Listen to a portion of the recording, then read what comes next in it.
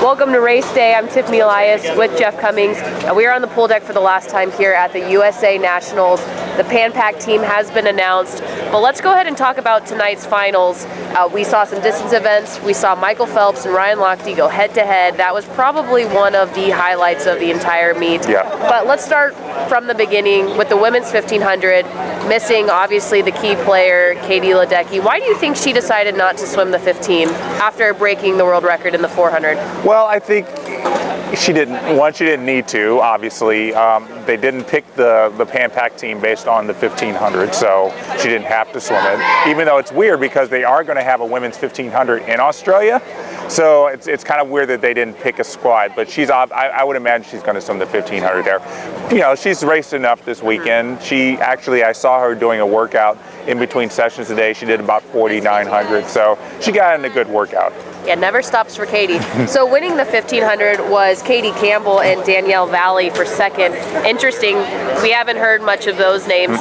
Katie dropped 30 seconds from lane 8 to win, so it was nice for Ledecky to step out to get some new faces on that national podium. Well, if Katie Ledecky had been in there, it would have still been a great thing for Katie Campbell. You know, obviously dropping 30 seconds, she was probably, I think maybe not having Katie was a little more motivation. She's like, well, maybe I can win this. But I think anytime Katie's in the water, I think she motivates everybody else. I mean, look at Sierra Runge yesterday in the 400, motivated her. So, but props to Katie Campbell for being able to get her first national title, no matter what event it's in. It's so cool to get a national title. Let's talk about the men's 800 freestyle. 7:49 for Michael McBroom, and Matt McLean really putting together a solid weekend overall. He has a couple events to his name going into Pan Pacs. What do you think about the state of the men's distance freestyle 7:49 for McBroom right now? Well, like I said, there is a men's 800, and Ryan Cochran is pretty much going to run away with that. The Australians, Jordan Harris and Matt Corden, pretty much going to get second and third. So the Americans got a lot of work to do if they want to get on the medal podium. But at the same time, it's a respectable time for him to be able to do that, and I think he knows what he has to do in order to get on the podium. He was second in the 800 at World, so anything can happen. I think he knows Ryan Cochran and those Australians are waiting for him. And pretty big gap, drops 7:55 for McLean, so we need our distance men to at least give us a little more depth. Matt McLean hopefully can knock a little bit of time off of that. Right, and then maybe even Connor Yeager, who didn't swim the event, will probably swim it in Australia and give it a little bit more of a boost. Okay, so the exciting finals, I think, tonight came down to the 200 IMs. On the women's side, we were all hoping Caitlin Leverins was going to get in there. She looks strong.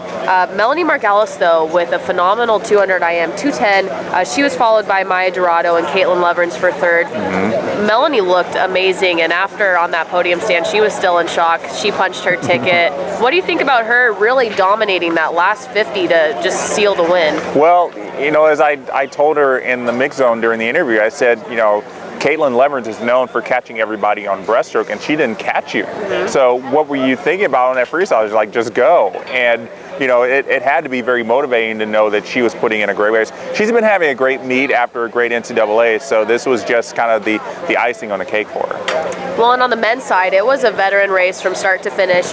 Ryan Lochte out extremely fast, only 0.02 off the world record after the butterfly.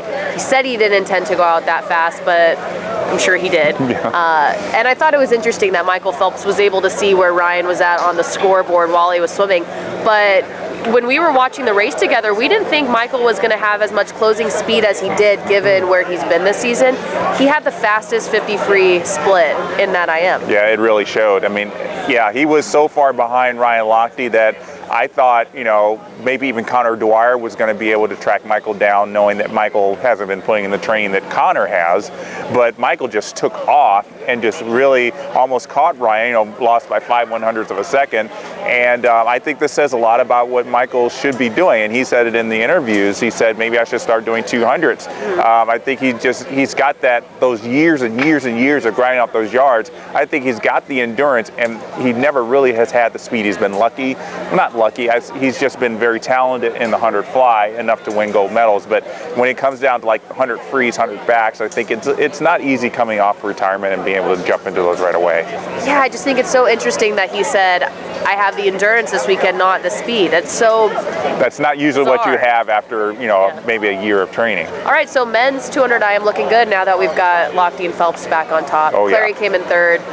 So that was a good race overall. Yeah, and I was kind of joking that the third, fourth, and fifth place guys, Tyler Clary, Connor Dwyer, and Chase Kalish, are already going to Australia, and they'll probably do the 200 IM. And I was thinking probably pointless for them because they know that Phelps and Lochte are probably going to get top two. But there is a spot in the B final for an American. So I think those three should be able to swim in prelims and see who gets that second swim. That would be a nice little fight to watch. Yeah, that'll be good. All right, in the 50 freestyle, this was an interesting race on both sides because there were a lot of people that were still trying to punch a ticket. Mm-hmm. On the women's side, it was, will Natalie Coughlin be able to get her seat? She didn't, but unbelievable swim for Simone Manuel and a very impressive second place swim for Ivy Martin. 24:56 for the win, 24:7 for Ivy. Yeah, Simone had a great swim. It was not unexpected for her to win because she won last year at Nationals.